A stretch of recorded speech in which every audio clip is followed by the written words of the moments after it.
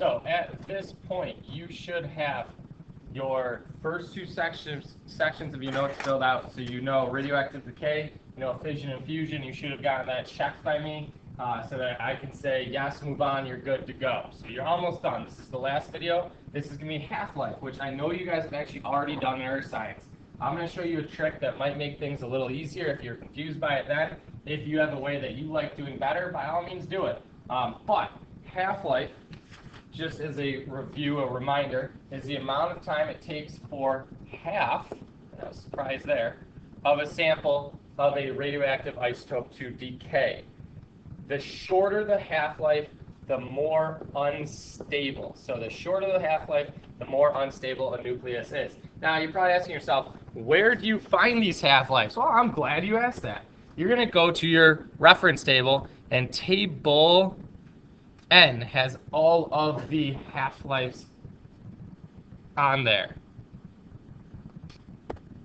So if you were, for example, to look at AU-198 right here, the half-life of this is 2.695 D. Now what does D mean? That means days.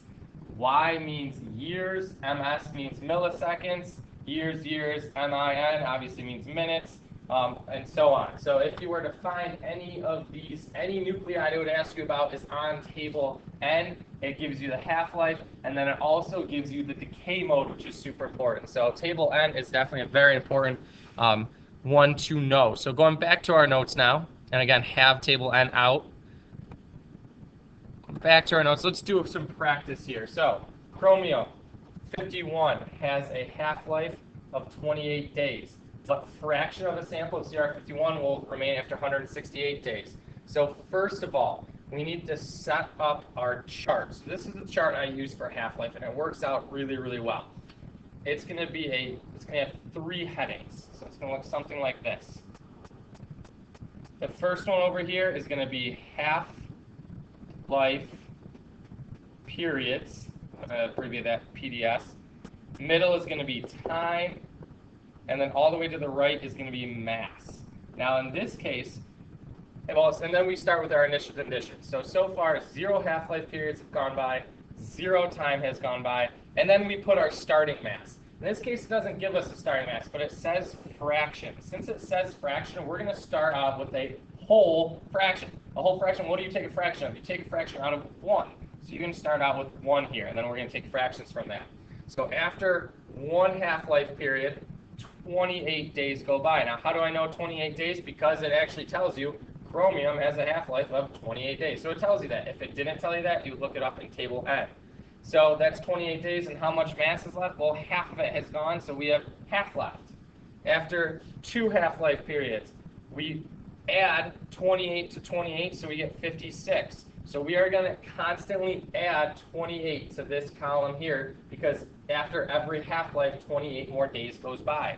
And then we have a half of a half, which would be a fourth. So you keep taking a half of that. After 3 half-life periods, we have 84 days. Again, you just add 28 to the last one. And a half of a fourth would be an eighth. Don't be afraid to use a calculator if you need it.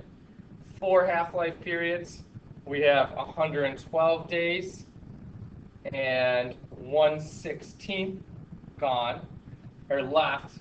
So what are we looking for? We're looking for 168 days, so we're not quite there yet. So after 5 half-life periods, we have 140 days gone by, and we have 1/32 of mass remaining. And I'm going to come over here now just to finish this off. After 6 half-life periods, we have 168. Oh, there we go. That's our 168. So that's what we're looking for over here. And then how much do we have left? 1/64. So that is the amount of mass, the fraction of mass of CR51 that will remain after 168 days. So that's one way to ask it.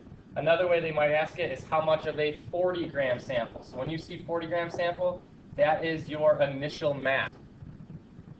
So that is your initial mass right here. Oh, my arrow went over that. So this is your initial mass. Okay.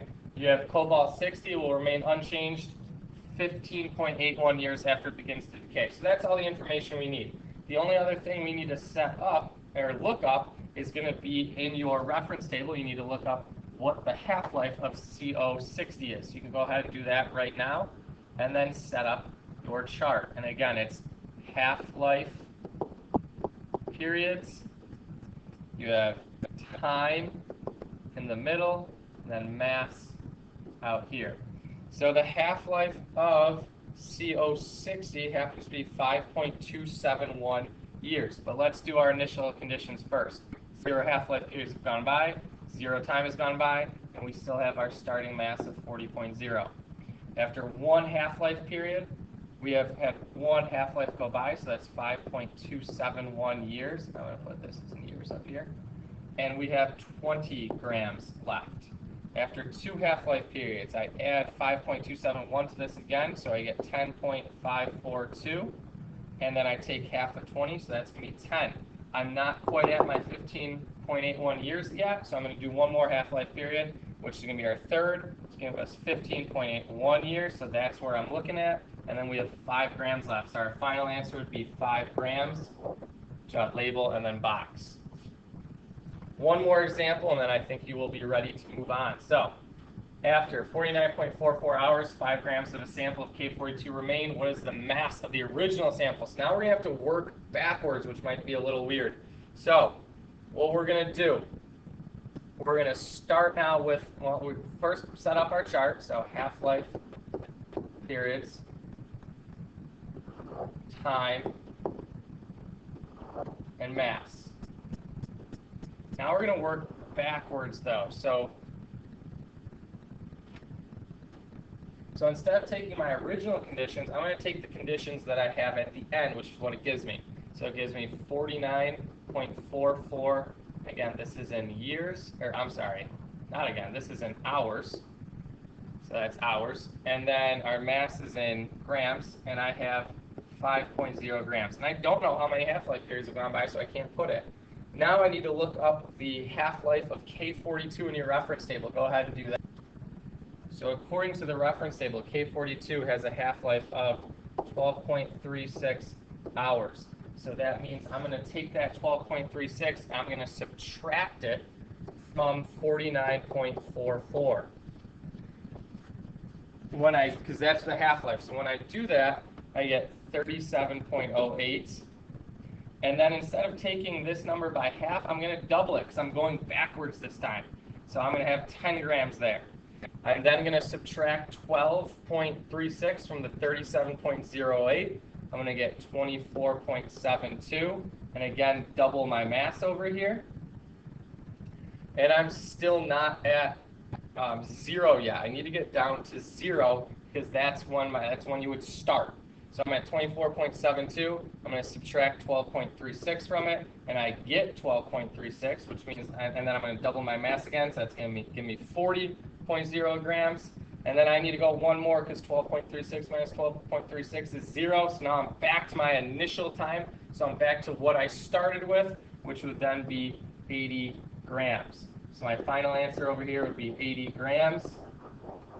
And if you want to fill in your half-lives, you can. So that'd be 0, 1, 2, 3, 4. So this actually went through 4 half-life periods. But that's not what it asks you. It asks you what the mass of the original sample is. All right, that is half-life. There is a worksheet to do. This is something that you really need to practice, but once you understand it, it should be pretty easy. If you don't understand it, please ask me, and we can work through the practice together. After you get through this and you have me check it, you have one cumulative review sheet to do, and once you are done with that and you get that checked, then you are ready to take the quiz.